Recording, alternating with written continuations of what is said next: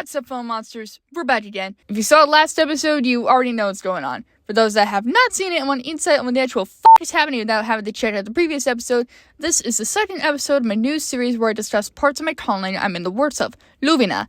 In the first episode, I talked about what conlanging is, as well as what my conlang is about and its goals.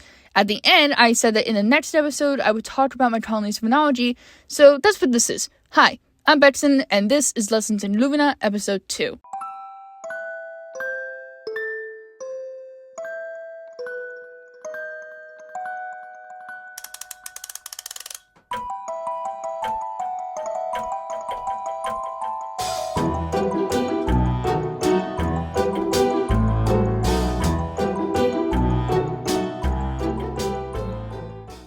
Real quick, I want to make this very clear that I am not a linguist, nor am I a linguistics major. I'm not planning to be either one of those. I am a quirky, autistic teen nerd that happened to get fixated on this, and now I'm experimenting with the knowledge that I already have and learning as I go.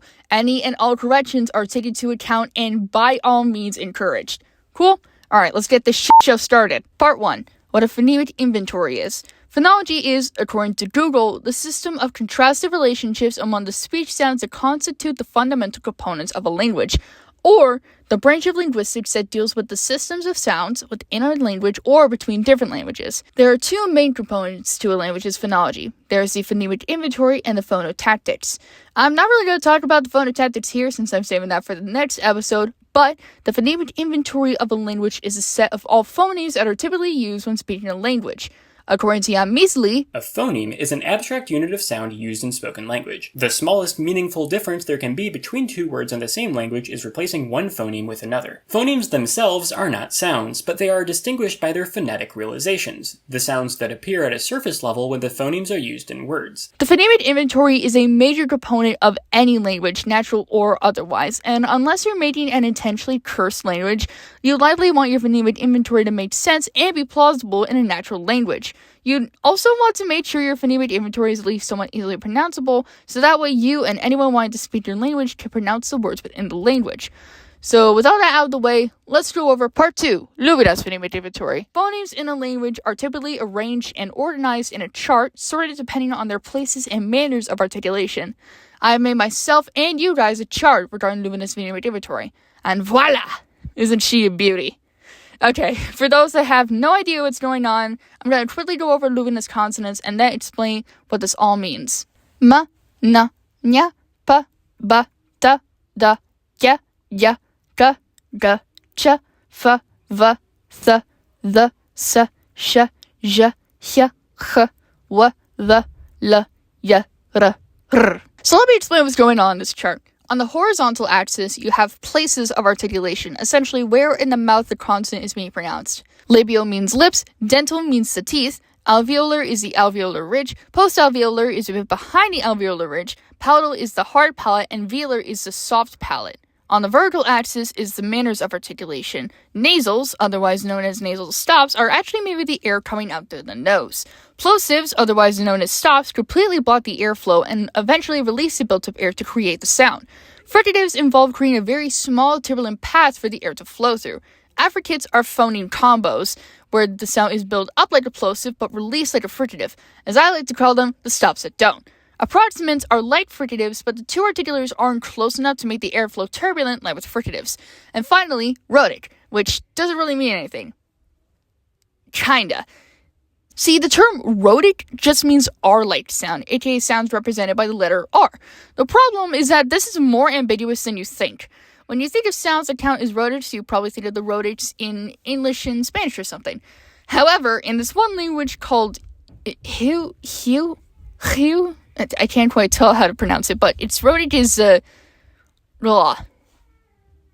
Anyways, Lúvina has two rhotics. The first is an alveolar tap, and the other is an alveolar trill. Also, you'll see how a lot of these phonemes are together in pairs. They are voicinous pairs. Voicinous refers to whether or not the vocal cords vibrate when you make the sound. In these pairs, these phonemes are voiceless consonants and these are voice consonants. This phonemic inventory is pretty similar to Rio Platense Spanish, or River Plate Spanish, a dialect of Spanish spoken through Uruguay and parts of Argentina.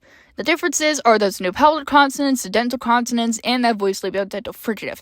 However, there are some other differences in this phonemic inventory, which I'll explain in part 3, Lúvina's allophony. In language, there could be different realizations of the same phoneme for different speakers of the same language, and this could be for different reasons. Maybe they speak different dialects, maybe they speak the language in different accents, and maybe one is a native speaker of the language and the other isn't. Maybe it could be a combination of any of these. Regardless of why, these are called the language's allophones.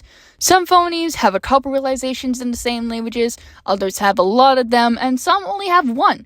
As you can see here in Lúvina's phonemic inventory, some of these phonemes have square brackets around them and are colored. That's basically to tell you that those phonemes are allophones in Lúvina. However, that doesn't mean that they're all optional. For example, the voice velar stop and voice palatal stop are allophones of each other, but you have to use at least one of the two. Same thing goes with the palatal fricative and the velar fricative. That being said, there are quite a few allophones in Lúvina that I left out of the chart, so let me go over them. One of the rhotics is typically realized as a voiced alveolar trill, r, while the other is typically realized as a voiced alveolar tap, r. But both of these phonemes can also be realized as their voiceless equivalents, r and r, respectively. Another phoneme with multiple more realizations is the one represented with the digraph double L. In Lúvina, it can be realized as either post-alveolar sibilant fricative, sh or zh, the voiced post-alveolar sibilant affricate, j, the voiced palatal non-sibilant fricative, ya, the palatal approximant, ya, or even the palatal lateral approximant, ya. I'll go in depth on Lúvina's culture and dialects in the future, but not today. Not today. Is there anything left here? Oh, right, I almost forgot to talk about part 4, Lúvina's vowels. Vowels, like consonants, are sorted in a chart based on tongue placement. Frontness refers to how far or back the tongue is in the mouth, and openness refers to how open or closed the lips are. As you can see here in this chart from Wikipedia, you'll see that most of the vowels are in pairs. In these pairs, the one on the left is unrounded and the one on the right is rounded. Roundedness just refers to rounding your lips but keeping your tongue in the same position when pronouncing a vowel. You can put two vowels together and slide into the second with the first. That is called a diphthong, a vowel string of 2, while a vowel string of 1 is called a monophthong. There's also triphthongs, vowel strings of 3, which some languages have, including Spanish. Lúvina does have diphthongs as well as some triphthongs, but I don't really want to pronounce them, so I'll just give you the monophthongs. I, U, E, A. This is what's known as a 4-vowel system because there's only 4 vowels in the chart. Now, I did say I base all of Lúvina's phonology off of Spanish, and that is the same for the vowels. See, languages like Spanish, Italian, and Japanese have what's known as a 5-vowel system, with vowels I, U, E, O, A. I originally wanted Lúvina to have a 5-vowel system, but then I wanted to spice things up, so I gave it a 3-vowel system, but that turned out to be slightly boring for me personally, so I thought a 4-vowel system might be a good compromise. Also, O is still in Lúvina, but it only appears in diphthongs. Anyways, I think that would be the end of the video for today, so thank you for watching if you did actually watch it. If you genuinely enjoy my content, consider subscribing or at least sticking around for a little while. If you want to see for yourself the charts for Lúvina's phonemic inventory, I'll leave a link in the description that will take you to a Google Doc that has just that. Next episode, I'll be discussing Lúvina's phonotactics. Should be fun. With all that being said, I hope you all have a great rest of your week, fellow monsters, and remember, live life strong, keep roaring, and stay heart healthy. Peace out.